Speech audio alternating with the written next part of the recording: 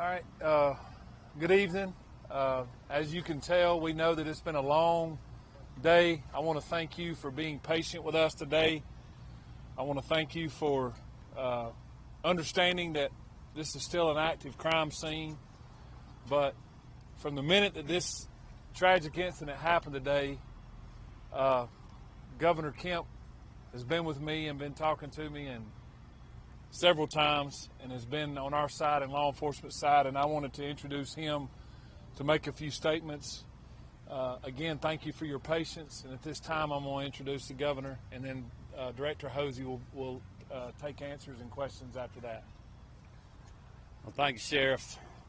I just want to thank you and your team for the incredible work that they've done. The response of our first responders today has been unreal. Superintendent LaDuff, Principal Leroy, who just did an incredible job with these kids. This hits home for us. Being from Athens, just down the road, Marty and I, having a daughter that taught first grade just a few years ago, this is everybody's worst nightmare. And I just want to offer my sincere condolences and our thoughts and prayers to the families that have lost loved ones, for those that are injured and continuing to fight through just a tragic time for really this whole community that's been affected by today's actions. And I just cannot thank the first responders enough. I cannot thank Director Hosey, Colonel Hitchens, Director Stallings at GEMA, the whole state response. I want to thank Special Agent Farley and her team from the FBI that are embedded with us in the school as we speak, running down every single lead and other things that Director Hosey will mention tonight. I represented Bexar County when I was in the state Senate 20 years ago. These are our neighbors, these are our friends, and this community is hurting today. And I would just ask all Georgians and all Americans to continue to keep these families, these educators, and these students in your thoughts and prayers. And we will provide every state resource that is needed from here until they're not to support this community and support this team behind me. And with that, I'll turn it over to Director Hosey. Thank you, Governor. Real quick, we wanted to provide some additional updates from today's events, and I will mention too that this will be our last update for the evening, so I please hope you'll understand that. Let me start by saying that there's no evidence to report that any additional shooter was involved in this incident today. Investigators are actively pursuing, however, any leads of any potential associates of the shooter that was involved in this incident. So I say that to say we're following up any potential leads through the investigation to ensure if there are any associates involved in this that we find them, we identify them. So that's part of, again, the ongoing investigation. There is no evidence of a list of schools being targeted. However, there is a lot of evidence that is being recovered and evaluated. We're going through everything to determine if there is any active threats to any schools in this area, this county, and the state of Georgia. And we will continue to monitor that throughout this investigation, throughout the evening as we carry on. There was a call, as we're aware of, to a local high school as well this morning with a reported threat. Police responded and investigated and determined that there was no threat after all. There's been reports that a Colton Gray, who is another student here at the school, was involved, or Colton Gray was involved in this. If you recall from a previous press conference earlier this afternoon, the individual that we have arrested and will be charged with this, his name is Colt Gray. But there is another student here at the school with a very similar name. We want to ensure everyone that Colton Gray is not involved in this incident. That is the name that I provided you earlier this afternoon. So those reports were inaccurate, if that was passed on to you. I do, however, want to identify the victims of this incident today, those that lost their life in this tragic event. Mason Schermerhorn, age 14, who is a student here at the school. Christian Angelo, who was 14, also a student here at the school. Richard Aspinwall, I'm not sure of his age, but he was a teacher here at the school. And Christina Irmery, I'm sorry for my pronunciation, who was also a teacher here at the school. We will post a list of these victims for the correct spellings for everyone later this evening after we complete the press conference here. Also, as has been released, the FBI's National Threat Operations Center has received anonymous tips in the past of online threats to commit school violence or school shootings at an undetermined location and time. The FBI referred this information to the Jackson County Sheriff's Office for action. The Jackson County Sheriff's Office identified and located Gray, who is our suspect in this case. They conducted an investigation at that time, and there was no probable cause for arrest or to take any additional law enforcement action. This is not recent, this is in the past, but we wanted to bring that to your attention because we are pursuing that, working with the FBI on that, and any connection to that incident that could be connected to today's incident as well. Also, we're also aware of some previous contacts that the Department of Family and Children's Services in the area had with the suspect and his family, and we are pursuing that avenue as well too to see if that has any connection with today's incident. Let me stress again, as we have many times, that this is still a very fluid investigation. It is still very active. We will have agents and there will be law enforcement personnel that will be pursuing investigative leads and collecting evidence throughout the night and into much of tomorrow, I would anticipate as well.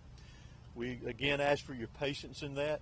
This is a criminal investigation, and we're going to treat it like that. So I apologize ahead of time if we don't answer some of the questions that you may ask. So please understand.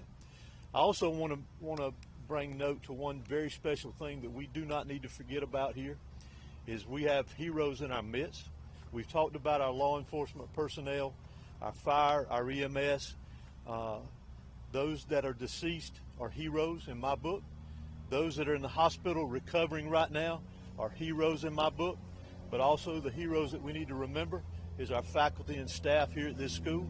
They acted admirably. They were heroes in the actions that they took.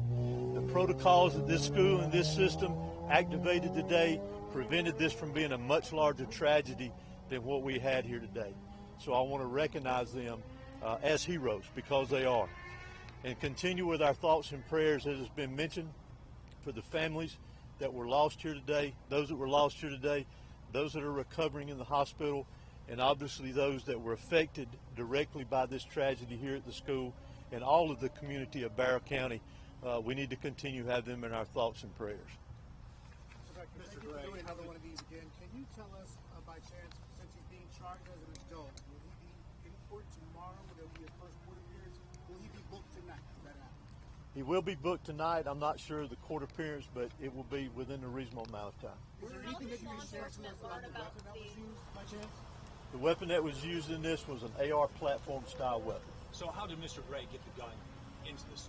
We're still investigating that aspect of it. Did he go out of the classroom, get the gun, and come back? We've heard some of that from some students. We're still trying to clarify a lot of the timeline from the time that he got here to school today until the incident took place. And last one from me. I mean, so often, I know people at home, we always hear something that the FBI has heard something about someone who goes and does one of these tragic events. How can we stop this from happening? Because it feels like this happens every single time there's a school shooting that we heard that there was a prior threat or there's prior knowledge. When lives are at stake, how can we stop this from happening in the future? Well, there's a variety of ways, in my personal opinion. Community involvement, what our school system is doing here to ensure that. Whether we'll be able to stop it completely one day or not, I don't know. Those are decisions that each individual is making on their own to do this. But again, I go back to what I said earlier about the heroes here that prevented things from being a lot worse today. But we've got to take action within our own communities, take care of each other, be aware of our surroundings and what's going on in our community. Law enforcement interviewed the family last year, and they found hunting rifles in the family home. Was an AR platform weapon among those weapons that were in the home during that interview? Again, that's part of a lot of the things that we're trying to clarify within the investigation. Again, we're very early. As a parent situation, was it from a 911 call from a faculty or staff member or from a student? Can you just expand on that since they got here within minutes? Could you also expand on why it was a female faculty member walking around looking for the student minutes before he shot up the school? No. Can y'all clarify that? I'll let Director Hosey answer that question. The resource officer didn't approach him? Ma'am, let's get this question right here, and then we'll come You back asked to how was they notified? We discussed today, heard earlier, law enforcement here within several minutes. So we're just curious how the notification went through. Did 911 hear about it from a student, or was it a faculty that made that call alerting law enforcement? All of our teachers are armed with a form of an ID called Centegix. And Centegix alarms us and alerts the law enforcement office after buttons are pressed on an ID, and it alerts us that there is an active situation at the school for whatever reason, and that was pressed. And we've had that about a week now. And we've heard stories of students actually pulling other students while they're in the hallway, while all this chaos is happening, while shooting is going on. We've heard stories about students pulling their classmates into the classrooms to get them to secure, to get them to safety. What do you think that says about these young folks who are, very 13, 14, 15 years old, that they're looking out for one another like that? It's admirable. It's like Director Hosey said, we have heroes among us, and those students and teachers that did that today saved a lot of lives. This could have been way worse than what and again, the investigation is still trying to file through that information, but those kids are heroes and brave as well to do that when they hear an active shooter around them. Sheriff, you talked about the SROs. let me get this one question right here. Did you have something else, man? No, it was me. Okay. I was asking, why did the school resource officer not go looking for this kid and approach him? And why they sent a female faculty member to the room, to the algebra room he was in with my daughter, looking for him instead of the school resource officer? Or why the school allowed this boy to come and go from the class all the time? He would go and sign up for the restroom pass, leave the class, and come back sometimes, and sometimes never come back. He has been wandering this school. With all due respect, ma'am, I think your information is incorrect, and our investigation is going to lead to what we have, and we will be glad to answer your questions once that's done. I guess victims are lying to me then.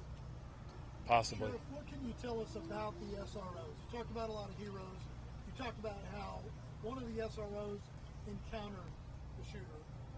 What can you tell us about them, who they are, how long they've been working here, and what they did today? Both of the SROs that are here at these high schools, at all of my high schools, I have two there. Both of the SROs, to include a third one, was here today, not for any other reason other than to help and assist today. They're the true heroes as well. They were actively looking. They had an alert, I guess, if you will, and when they interjected, or when this shooting began, they interacted with the shooter, Mr. Gray, and as soon as they made contact with him, he gave up immediately. Can you share these officers' names? Not at this time. I'd rather not. Sure. Where is the shooter right now? You said in custody. The shooter is in custody at the Bear County Detention Center because he is a juvenile. He's being booked in, and he will be transported to RYDC. Were officials or school administrators tipped off by a threat here before the shooting happened? I'm not aware of that at this time. Sheriff or Director, can you say the condition on those injured that were taken to the hospital? Have you got any updates on how they're doing? All of our victims that are at the hospital are going to make it and going to recover well, as we've been told, and we don't expect any more fatalities at this time. Last question. Has there been any shooting or tragedy to this scale inside a Georgia school that you're aware of? Can you speak to that? I can't speak to that, no. Can you put this in perspective for us? What today has meant for law enforcement, for students, all of those affected? Tragic. When someone preys on kids, it's tragic. Like I said earlier, hate is not going to prevail in our county, and hate's not going to prevail in our state. And pure evil did what happened today. That's all I can tell you. I want to continue to say that. I'm proud of the men and women behind me. I'm proud of the women that stood beside me. I'm proud of the men and women who protected these kids. I'm proud of this staff. I'm proud of this community. And I just ask for prayers. Thank you. Is there any more your office can do to prevent shootings like this in schools? Well, look, we've done a tremendous amount on school safety, but today is not the day for politics or policy. Today is a day for an investigation to mourn these precious Georgians that we have lost, to thank the first responders that went, into the line of fire, the school staff, superintendent, the principal, and others that are just trying to hold this community together. That's what we need to be focused on right now. We also had a tragic loss of a firefighter in Greene County earlier today before this event happened, with an explosion that killed the life of a first responder that, again, was running in to danger when many people were trying to run out. And that's what the focus needs to be on tonight. I would ask everybody to continue to keep this community, these victims, and these educators and these men and women in law enforcement in your thoughts and prayers. Thank you. Thank you, Governor. I just want to thank everyone for their patience and taking the time to cover this. We ask that you continue to follow the GBI for updates. As we said earlier, we're going to continue to provide updates. It's very important that we get this information out. But right now, we really want to focus on our victims, and you can, as I said earlier, continue to follow us as we provide additional updates. Thank you. The spellings of those victims' names. Yes, I will.